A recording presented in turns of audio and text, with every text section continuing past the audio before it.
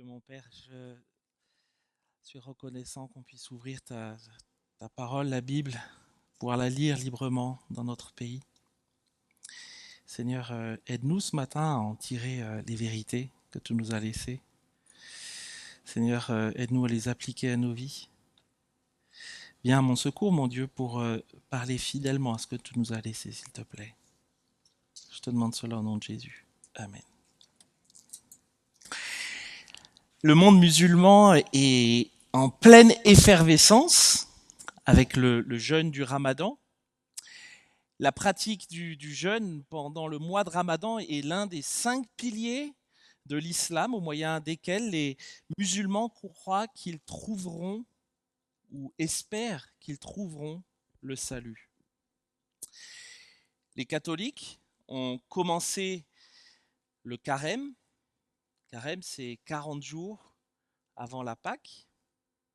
Un temps pendant lequel l'Église s'unit chaque année ou tente de s'unir au mystère de Jésus au désert. Vous vous rappelez, pour ceux qui étaient là, on a vu ça avec Doug, lorsque Jésus a été tenté dans le désert. Et ce qui reviendrait finalement pour eux en forme de pénitence à donner à l'action humaine un poids trop important, comme si faire pénitence participerait au pardon de nos péchés commis. Rien de nouveau sous le soleil, encore une fois. Déjà à Colosse, l'Église fait face à ce genre de fausses croyances, fausses doctrines, en ajoutant quelque chose à l'œuvre de Jésus-Christ. Et ce matin, Paul veut nous rappeler une vérité essentielle.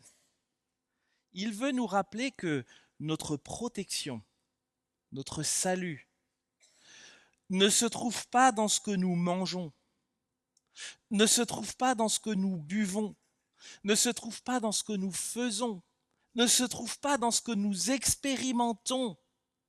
Notre protection, notre salut se trouve en Christ seul. Christ, force de notre protection. Alors, on va lire le texte de ce matin. Je vous invite à ouvrir vos Bibles ou à prendre vos petits livrets si vous les avez pour prendre des notes. Dans Colossiens, le chapitre 2, les versets 16 à 23.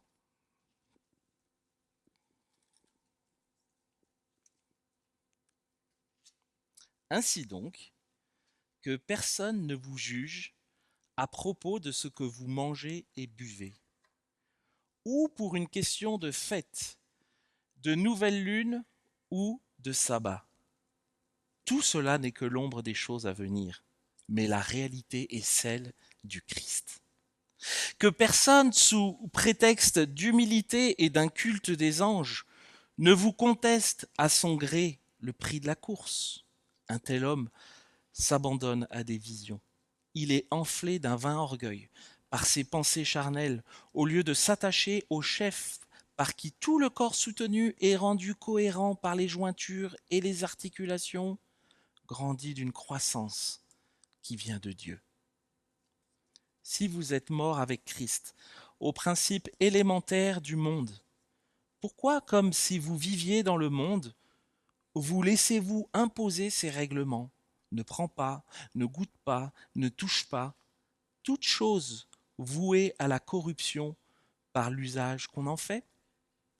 Il s'agit de préceptes et d'enseignements humains qui ont, il est vrai, une apparence de sagesse en tant que culte volontaire, mais qui ne méritent pas d'honneur et contribuent à la satisfaction de la chair.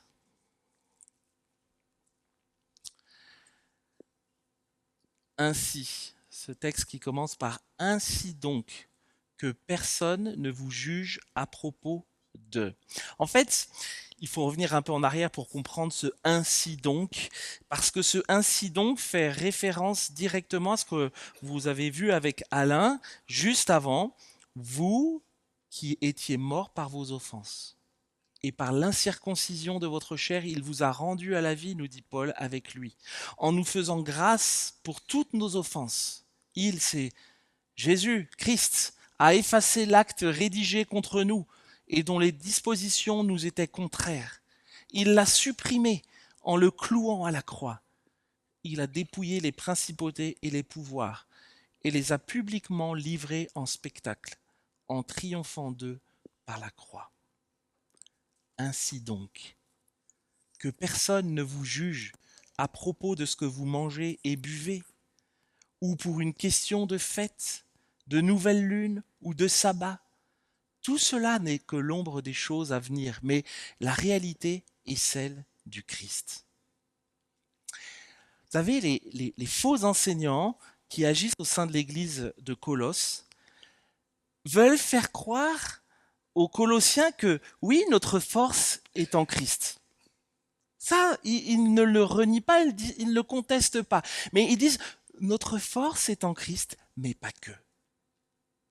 Pour eux, notre force est aussi dans nos pratiques religieuses, et plus particulièrement ici dans le domaine de l'alimentation et du respect de certains jours, comme le sabbat par exemple.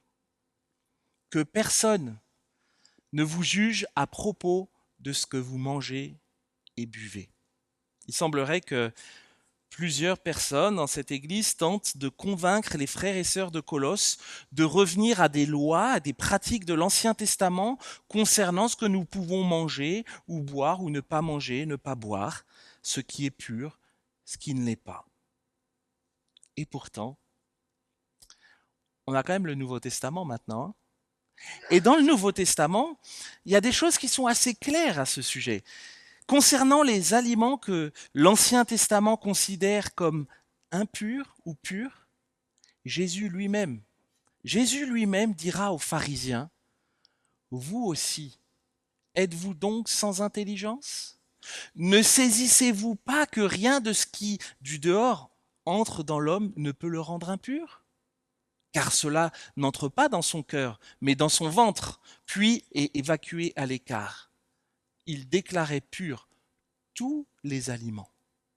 Il disait, ce qui sort de l'homme, voici ce qui le rend impur.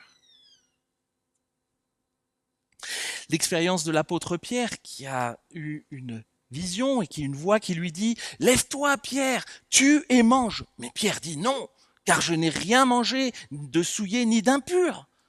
Et pour la seconde fois, la voix se fit entendre à lui ce que Dieu a déclaré pur. Ne le regarde pas comme souillé. Cela arriva jusqu'à 3 fois et aussitôt après, l'objet fut enlevé dans le ciel. Et enfin, Paul lui-même, dans une autre de ses épîtres, dans l'épître qu'il écrit à l'église de Corinthe, qui conclut que ce n'est pas un aliment qui nous rapprochera de Dieu. Si nous n'en mangeons pas, nous n'avons rien de moins. Si nous en mangeons, nous n'avons rien de plus. Le Nouveau Testament est donc assez clair sur ce sujet. Tous les aliments, toutes les boissons sont acceptables.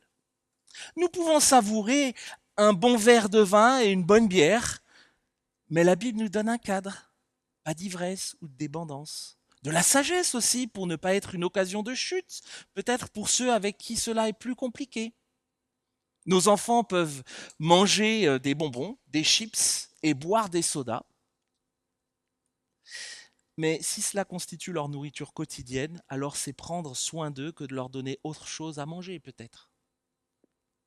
Certains préféreront se priver de certains aliments, ne pas boire d'alcool.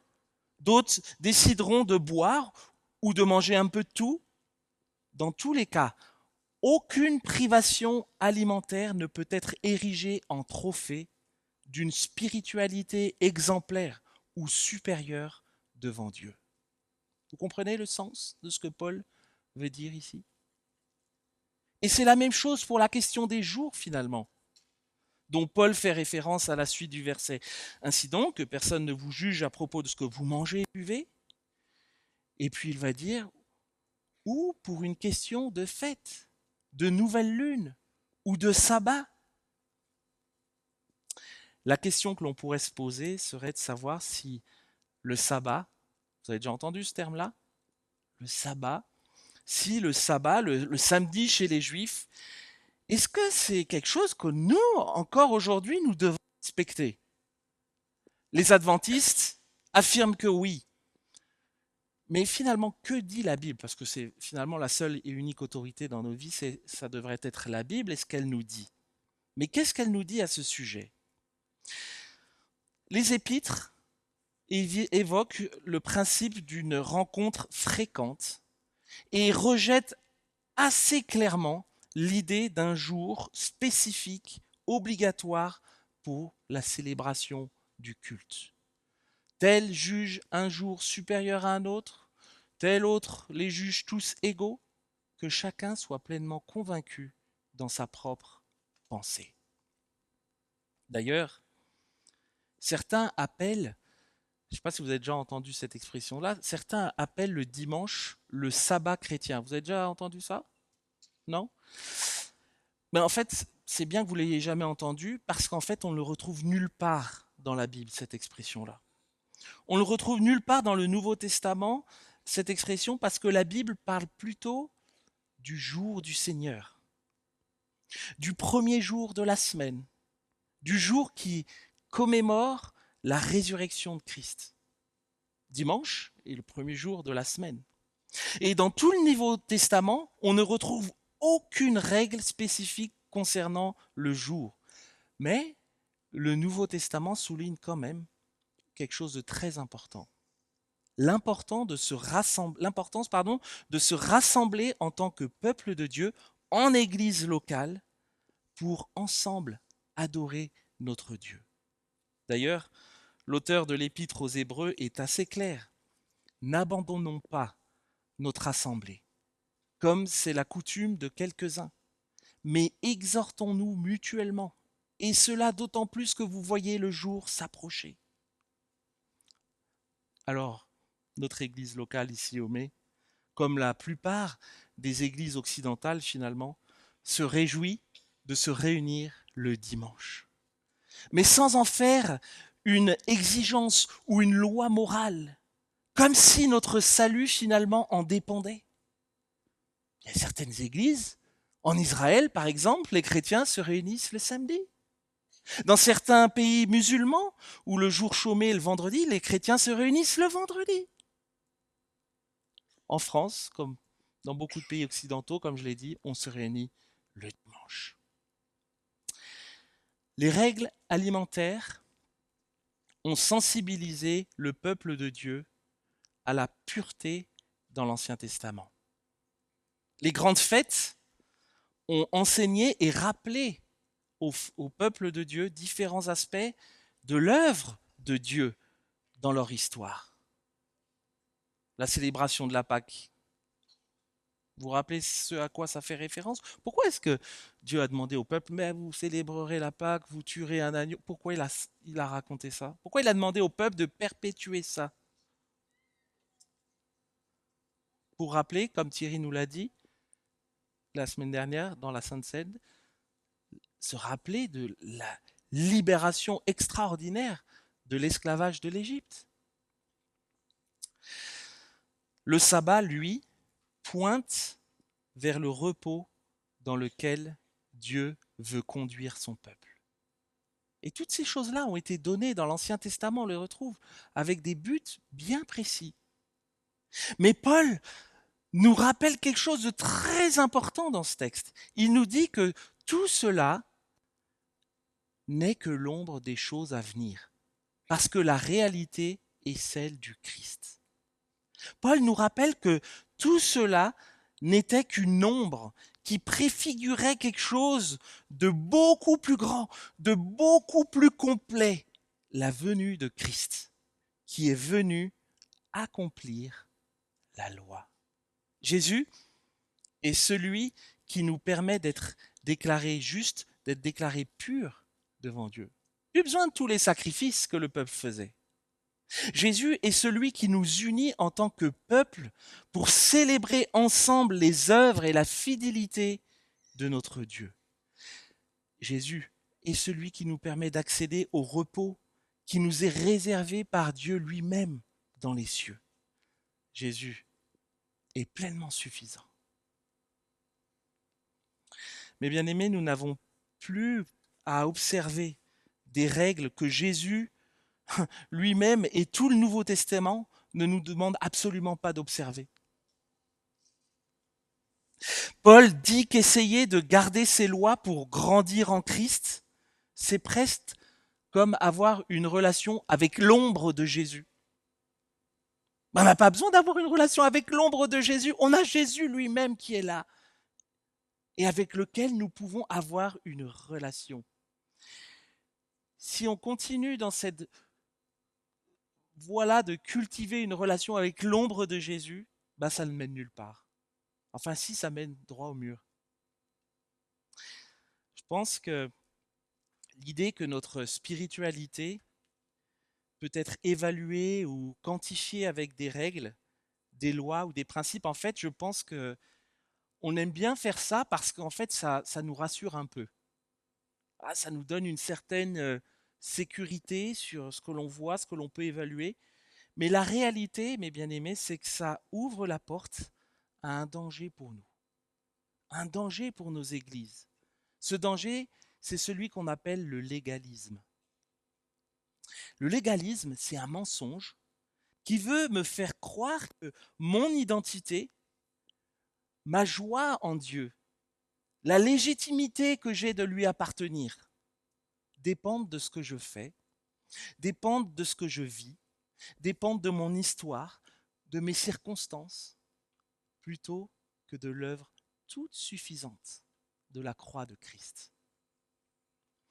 Le légalisme, c'est un mensonge qui nous ment sur ce que nous sommes réellement en Jésus-Christ.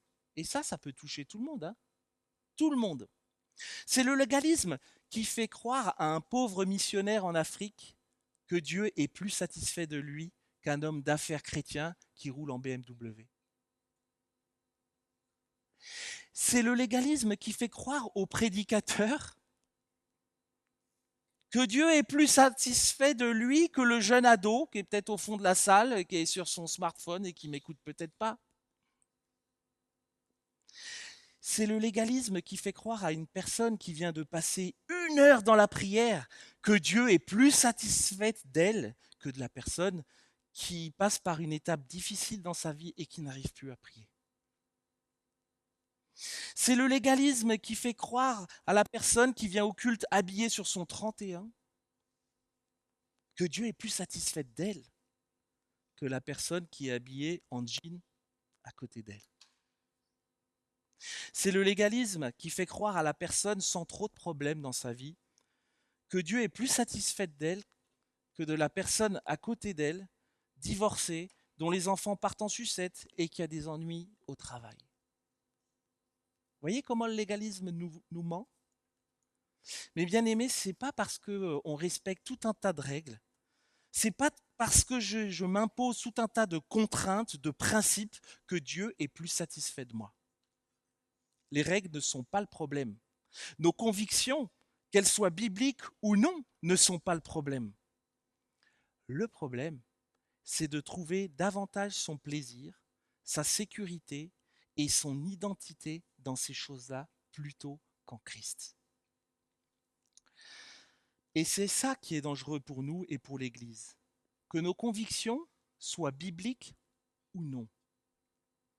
Dès que nous quittons la croix de Christ pour nous réfugier dans tout un tas de règles, tout un tas de principes, alors nous sommes en danger parce que nous ne considérons plus alors Christ comme notre force. Nous ne considérons plus alors Christ comme pleinement suffisant. Et c'est ce que Paul veut rappeler ici aux Colossiens. Christ est pleinement suffisant.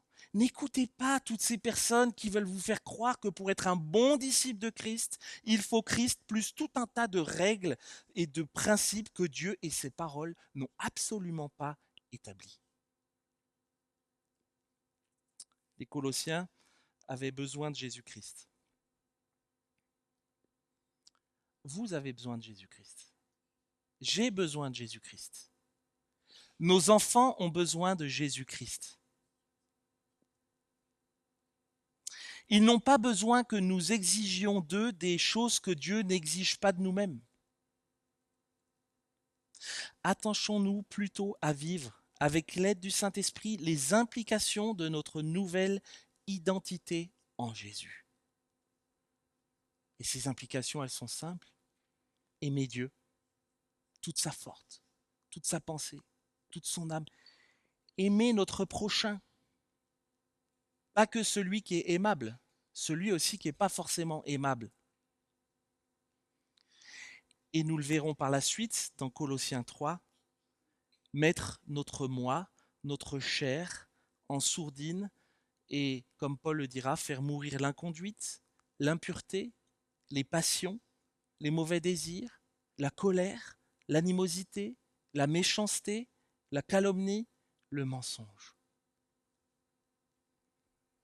Un témoignage, je peux vous dire, tellement plus puissant et marquant pour nos enfants et pour ceux qui sont autour de nous, que toutes nos règles ou nos principes que nous érigeons parfois en loi.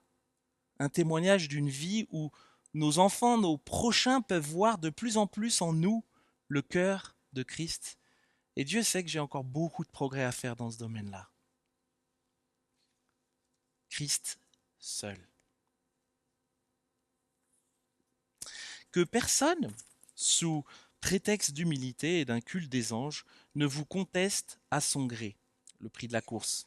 Un tel homme s'abandonne à des visions.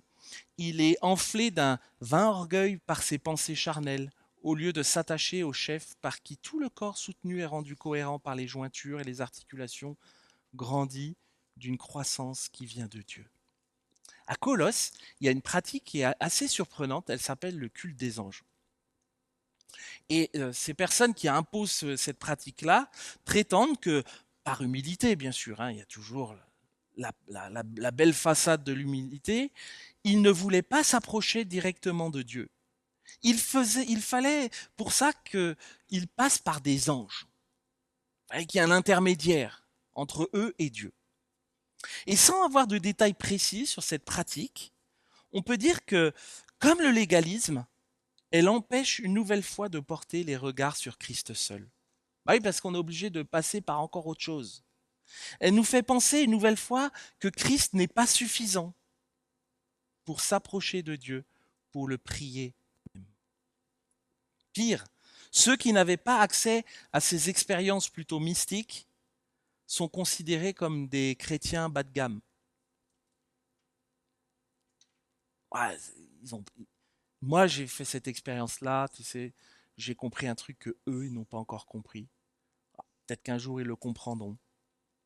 Comme s'il leur manquait quelque chose. Mais Paul, il est clair à ce sujet-là. Paul est clair que personne ne vous conteste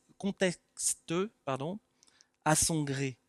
Conteste à son gré, ou bien que personne ne vous fasse sentir comme si vous étiez disqualifié parce que vous ne respectez pas un principe qui ne se trouve absolument pas dans la parole de Dieu. Concrètement aujourd'hui, on va prendre des exemples. Si vous voulez jeûner chaque semaine pour vaquer à la prière, vous êtes libre de le faire. Si vous voulez porter de beaux habits le dimanche matin pour venir au culte ici, vous êtes libre de le faire. Si vous voulez vous entraîner pour courir un marathon, vous êtes libre de le faire. Si vous voulez faire l'école à la maison, mettre vos enfants à l'école publique, mettre vos enfants à l'école privée, vous êtes libre de le faire. Vous pouvez décider de travailler moins pour vous occuper de vos enfants. Vous pouvez décider de partir en vacances ou pas. Vous pouvez aimer la viande, être carnivore, ou plutôt préférer les légumes. Vous pouvez vivre dans une tente ou un mobil-home. Vous pouvez faire vos achats sur Amazon, chez Carrefour ou chez Lidl. Vous pouvez décider de vous déplacer à vélo ou à pied ou en voiture. En Christ, nous sommes libres de tout ça. Mais il y a 3 choses que nous devons comprendre lorsque nous sommes en Christ. La première chose que nous devons comprendre, c'est que nous avons été libérés par l'œuvre du Christ. Et parfois, quand on parle de libérés par l'œuvre de Christ, lorsque l'on parle de notre liberté en Christ, on croit que ça y est, on est libre de faire un peu ce qu'on veut, vaquer comme on veut. Mais en fait, comme on l'avait vu dans le livre de l'Exode, Nous avons été libérés de l'esclavage du péché pour devenir, désolé, je ne veux pas vous choquer, mais c'est la Bible qui le dit, esclaves de Dieu. Ce n'est pas la même chose que oui, je suis libre et tout, je fais ce que... Non, nous plaçons sous l'autorité de Dieu, de Jésus-Christ.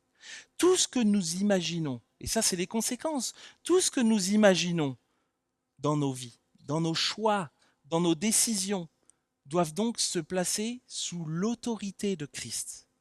Nous ne pouvons pas construire notre vie, notre identité sur autre chose que Christ. C'est la première chose.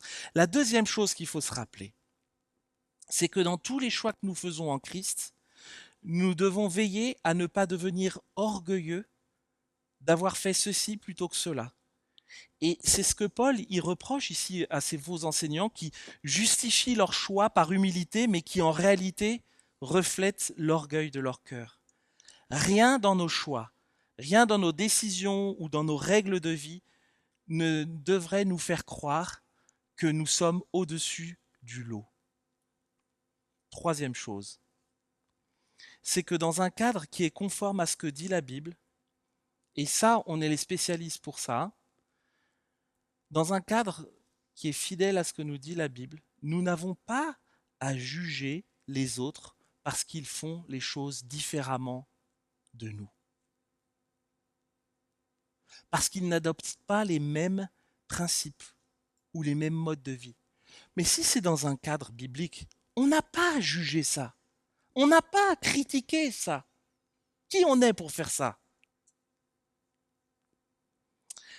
Et parfois, nous pouvons aller loin. Et ça se passe, on est spécialiste dans les églises pour ça. On est spécialiste en se posant des questions du style,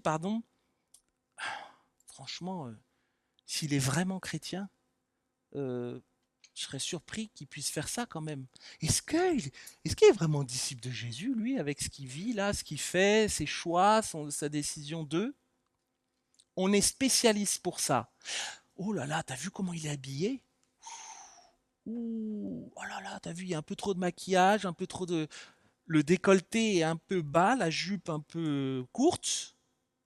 Ouf, on est spécialiste pour ça dans nos églises, je peux vous l'assurer. Je ne dis pas qu'il ne faut pas faire attention avec ça, évidemment.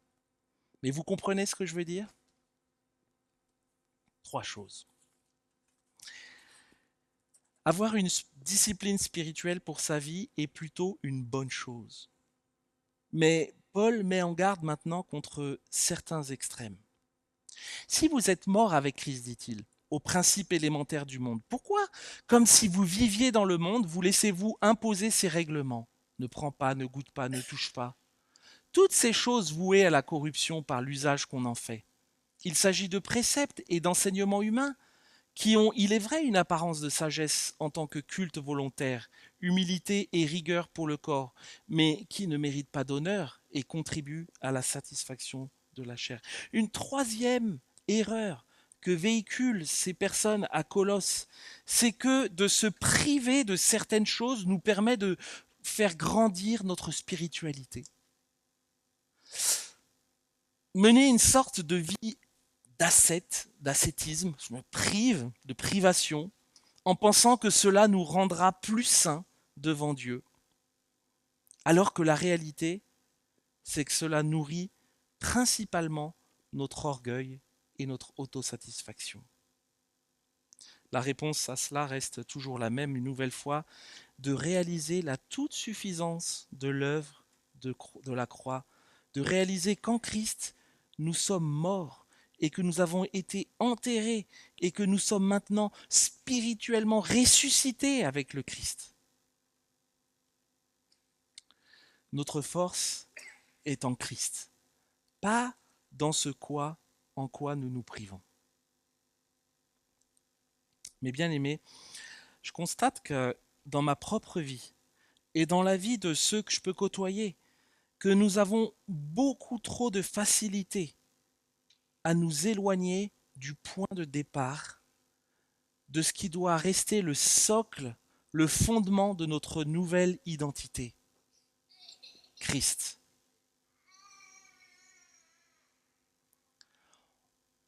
On a tellement de facilité.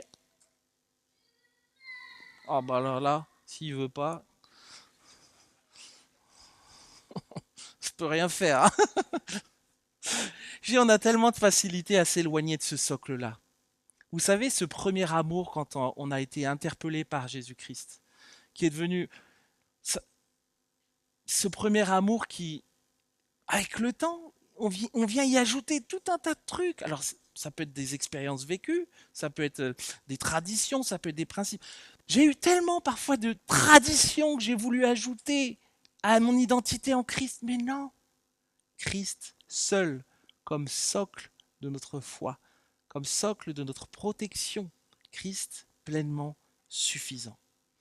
Tout ce que nous vivons en Église, toute notre théologie, tous ces chants que l'on chante, notre discipline de vie personnelle, même nos relations les uns avec les autres, tout ce que nous entreprenons doit nous aider à une seule chose, à nous maintenir au pied de la croix et de ne pas nous laisser lasser de venir boire à cette source intarissable, bienfaisante pour nos vies, Jésus-Christ. Christ, force de notre protection. Christ seul nous suffit. Et on va le chanter maintenant ensemble, ce chant, comme une prière que nous voulons faire à Dieu.